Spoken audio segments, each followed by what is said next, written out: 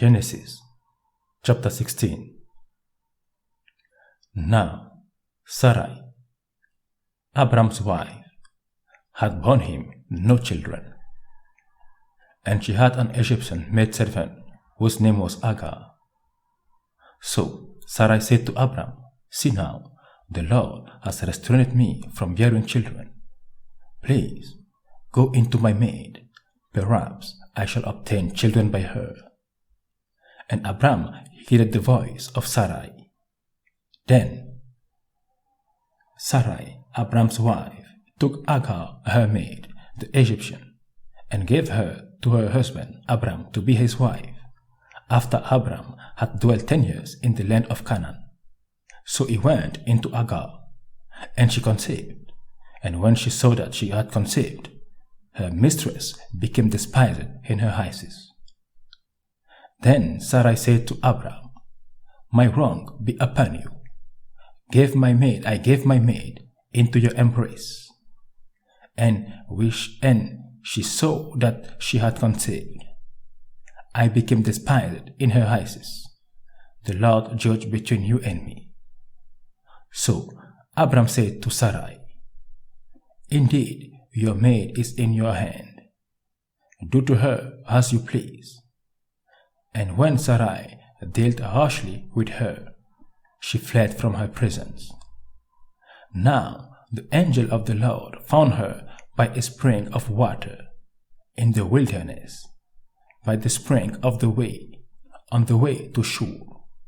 And he said, "Agar, Sarah's maid, where have you come from and where are you going?" She said, "I am fleeing from the presence of my mistress Sarai." The angel of the Lord said to her, "Return to your mistress and submit yourself under her hand." Then the angel of the Lord said to her, "I will multiply your descendants exceedingly, so that they shall not count for multitude." And the angel of the Lord said to her, "Behold, you are with child, and you shall bear a son. You shall call his name Ishmael, because the Lord has heard your affliction. He shall be a wild man. His hand shall be against every man, and every man's hand against him, and he shall dwell in the presence of all his brethren." Then she called the name of the Lord, who spoke to her, "You are the God who sees." For she said, Have I also here seen him who sees me?" Therefore the well was called Beer Lahai Roi. Observe, it is between Kadesh and Bered. So Agar bore Abram a son, and Abram named his son, whom Agar bore, Ishmael. Abram was 86 years old when Agar bore Ishmael to Abram.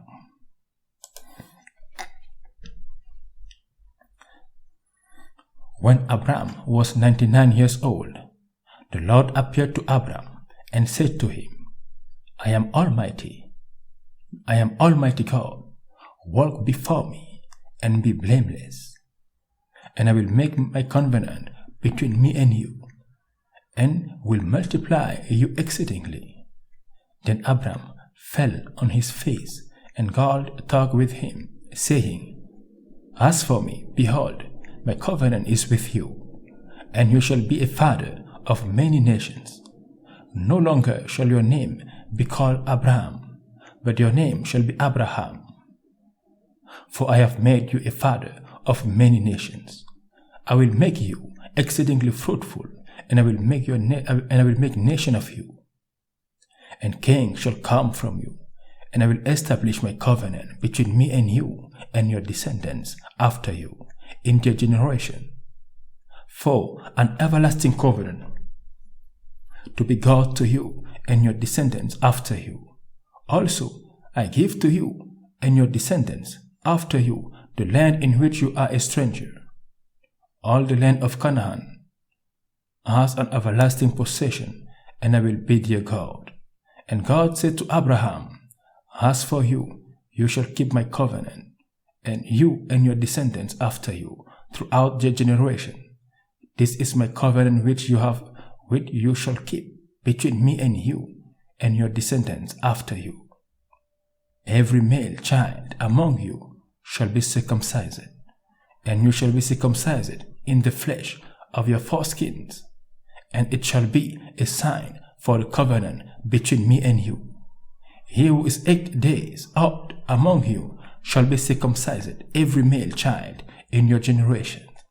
He who is born in your house, or bought with money from any foreigner who is not your descendant. He who is born in your house, and he who is bought with your money must be circumcised. And my covenant shall be in your flesh for an everlasting covenant. And the circumcised male child who is not circumcised in the flesh of his foreskin, that person shall be cut off from his people. He has broken my covenant. Then God said to Abraham, As for Sarai, your wife, you shall not call her name Sarai, but Sarah shall be her name. And I will bless her, and also give you a son by her. And I will bless her, and she shall be a mother of nations. Kings of people shall be from her. Then Abraham fell on his face and laughed, and said in his heart, Shall a child be born to a man who is 100 years old? And shall Sarah, who is 90 years old, bear a child? And Abraham said to her, Oh, that Ishmael might live before you. Then God said, No, Sarah your wife shall bear you a son, and you shall call his name Isaac. I will establish my covenant with him for an everlasting covenant, and with his descendants after him. And as for Ishmael, I have heard you. Behold, I have blessed him, and will make him fruitful, and will multiply him exceedingly. He shall beget 12 princes, and I will make him a great nation. But my covenant I will establish with Isaac, whom Sarai shall bear to you. And this set time next. At this set time, next year. Then he finished talking with him, and God went up from Abraham.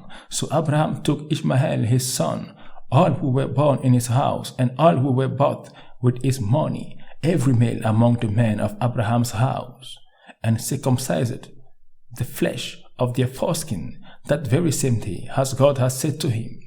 Abraham was 99 years old when he was circumcised in the flesh of his foreskin, and Ishmael his son was 13 years old when he was circumcised in the flesh of his foreskin. That very same day, Abraham was circumcised, and his son Ishmael, and all the men of his house, born in the house or bought with money from foreigners, were circumcised with him.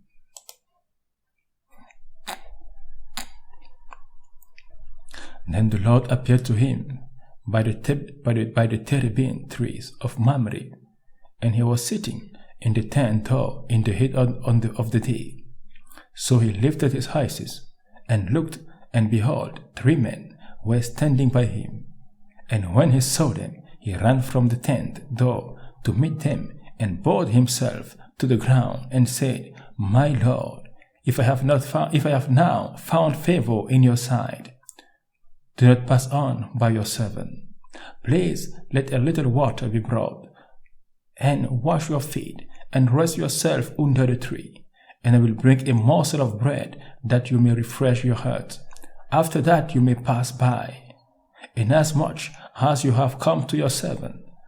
They said, Do as you have said. So Abraham hurried into the tent to Sarai, and said, Quickly make ready 3 measures of fine meal, knead it, and make cakes. And Abraham ran to the herd, took a tender and goat calf, gave it to a young man, and he hastened to prepare it. So he took butter and milk, and the calf which he had prepared, and set it before them. And she stood by them under the tree as they ate. Then they said to him, Where is Sarah, your wife? So he said, Here in the tent. And he said, I will certainly return to you according to the time of life, and behold, Sarah, your wife, shall have a son." Sarah was listening in the tent door which was behind him. Now Abraham and Sarah were old, well advanced in age, and Sarah had passed the age of childbearing. Therefore Sarah laughed within herself, saying, "After I have grown old, shall I have pleasure, my Lord, being old also?" And the Lord said to Abraham, "Why did Sarah laugh, saying, Shall I surely bear a child, since I am old? Is anything too hard for the Lord? Has had at the appointed time, I will return to you according to the time of life, and Sarah shall have a son." But Sarah denied it, saying, "I did not laugh, for she was afraid." And he said, "No, but you did laugh." Then the men rose from there and looked toward Sodom, and Abraham went with them to send them on the way. And the Lord said, "Shall I hide from Abraham what I am doing? Since Abraham shall surely become a great and mighty nation, and all the nation of the earth shall be blessed in him. For I have known him in order that he may command his children and his household after him, that they keep the way of the Lord, to do righteousness and justice, that the Lord may bring to Abraham what he has spoken to him." And the Lord said, "Because the outcry against Sodom and Gomorrah is great, and because their sin is very grave, I will go down now, see whether they have done altogether according to the outcry against it that has come to me. And if not, I will know." Then the men turned away from there and went toward Sodom. But Abraham still stood before the Lord. And Abraham came near and said, "Would you also destroy the righteous with the wicked? Suppose there were 50 righteous within the city. Would you also destroy the place and not spare it for the 50 righteous that were in it? Far be from you to do such a thing as this, to slay the righteous with the wicked, so that the righteous should be as the wicked. Far be it from you. Shall not the judge of all the earth do right?" So the Lord said, "If I find in Sodom 50 righteous within the city, then I will spare all the place for their sakes." Then Abraham answered and said, "Indeed now I who am." And then Abraham answered and said, "Indeed now I who am but dust and ashes have taken it upon myself to speak to the Lord. Suppose there were 5 less than the 50 righteous, would you destroy all of the city for lack of 5? So he said, "If I find there 45, I will not destroy it." And he spoke to him yet again and said, "Suppose there should be 40 found there." So he said, "I will not do it for the sake of 40. Then he said, "Let not the Lord be hungry, and I will speak. Suppose 30 should be found there." So he said, "I will not do it if I find 30 there." And he said, "Indeed now I have taken it upon myself to speak to the Lord. Suppose 20 should be found there." So he said, "I will not destroy it for the sake of 20. Then he said, "Let not the Lord be angry, and I will speak but once more. Suppose 10 should be found there." And he said, "I will not destroy it for the sake of 10. So the Lord went his way as soon as he had finished speaking with Abraham, and Abraham returned to his place. Now the two angels came to Sodom in the evening, and Lot was sitting in the gate of Sodom. When Lot saw them, he rose to meet them, and he bowed himself with his face toward the ground. And he said, "Hear now, my Lord, please turn into your servant's house, and spend the night, and watch your feet. Then you may rise early and go on your way." And they said, "Not, but we will spend the night in this open square." But he insisted strongly. So they turned into him and entered his house. Then he made them a feast, and baked unleavened bread, and they ate. Now, before they lay down, the men of the city, the men of Sodom, both old and young, all the people from every quarter, surrounded the house. And they called to Lot and said to him, Where are the men who came to you tonight? Bring them out to us, that we may know them carnally.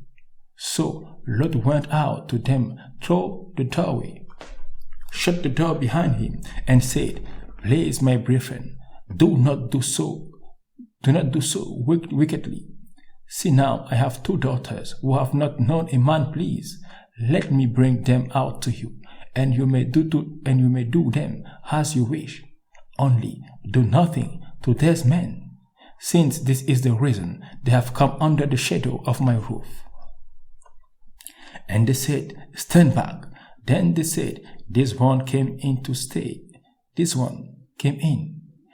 here, and he keeps acting as a judge. Now we will deal worse with you than with them. So they pressed hard against the man Lot, and came near to break down the door. But the men reached out their hands and pulled Lot into the house with them and shut the door. And they struck the men who were at the doorway of the house with blindness, both small and great, so that they became weary trying to find the door. Then the men said to Lot, Have you anyone else here? Son-in-law, your sons, your daughters, and whomever you have in the city. Take them out of this place, for we will destroy this place, because the outcry against them has grown great before the face of the Lord, and the Lord has sent us to destroy it. So Lot went out and spoke to his son-in-law, who had married his daughters, and said, Get up, get out of this place, for the Lord will destroy this city. But to his son-in-law he seemed to be joking. When the morning dawned, the angel urged Lot to hurry, saying, Arise, take your wife and your 2 daughters who are here, lest you be consumed in the punishment of the city. And while he lingered, the men took hold of his hand, his wife's hand, and the hands of his 2 daughters, the Lord being merciful to him. And they brought him out and set him outside the city. So it came to pass, when they had brought them outside, that he said, Escape for your life. Do not look behind you, nor stay anywhere in the plain. Escape to the mountains, lest you be destroyed. Then Lot said to them, Please, no, my lords, indeed now your servant has found favor in your sight, and you have increased your mercy which you have shown me by saving my life. But I cannot escape to the mountains, lest some evil overtake me and I die. See now, this city is near enough to flee to, and it is a little one. Please, let me escape there. Is it not a little one? And my soul shall live. And he said to him, See, I have favored you concerning this thing also, in that I will not overthrow this city for which you have spoken. Hurry, escape there, for I cannot do anything until you arrive there. Therefore, the name of the city was called Zoar. The sun had risen upon the earth when Lot entered Zoar. Then the Lord rained brimstone and fire on Sodom and Gomorrah from the Lord out of the heavens. So he overthrew those cities, all the plain, all the inhabitants of the cities, and what grew on the ground. But his wife looked back behind him, and she became a pillar of salt. And Abraham went early in the morning to the place where he had stood before the Lord. Then he looked toward Sodom and Gomorrah, and toward all the land of the plain, and he saw, and behold, the smoke of the land, which went up like the smoke of a furnace. And it came to pass, when God destroyed the cities, of the plain that God remembered Abraham, and sent Lot out of the midst of the overthrow, when he overthrew the city in which Lot had dwelt. Then Lot went up out of Zoar, and dwelt in the mountains, and his 2 daughters were with him, for he was afraid to dwell in Zoar. And he and his 2 daughters dwelt in a cave. Now the firstborn said to the younger, Our father is old, and there is no man on the earth to come in to us, as is the custom of all the earth. Come, let us make our father drink wine, and we will live with him, that we may preserve the lineage of our father. So they made their father drink wine that night, and the firstborn went in and lay with her father, and he did not know when she lay down or when she arose. It happened on the next day that the firstborn said to the younger, Indeed, I lay with my father last night. Let us make him drink wine tonight also, and you go in and lay with him, that we may preserve the lineage of our father. Then they made their father drink wine that night also, and the younger arose and lay with him, and he did not know when she lay down and when she arose. Thus both the daughters and Lot were with child by their father. The firstborn bore a son, and called his name Moab. He is the father of the Moabite to this day. And the younger, she also bore a son, and called his name Ben-Ami. He is the father of the people of Ammon to this city, to this day.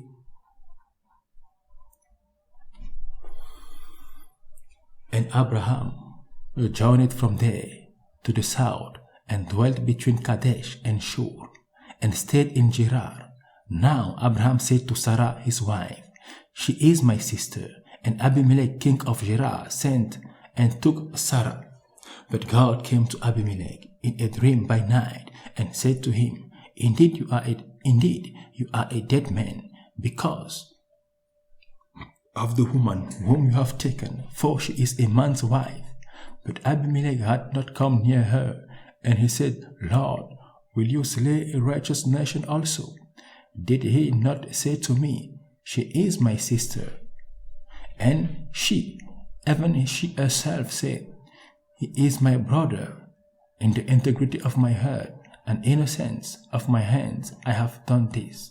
And God said to him in a dream, Yes, I know that you did this in the integrity of your heart, for I also withheld you from sinning against me. Therefore, I did not let you touch her.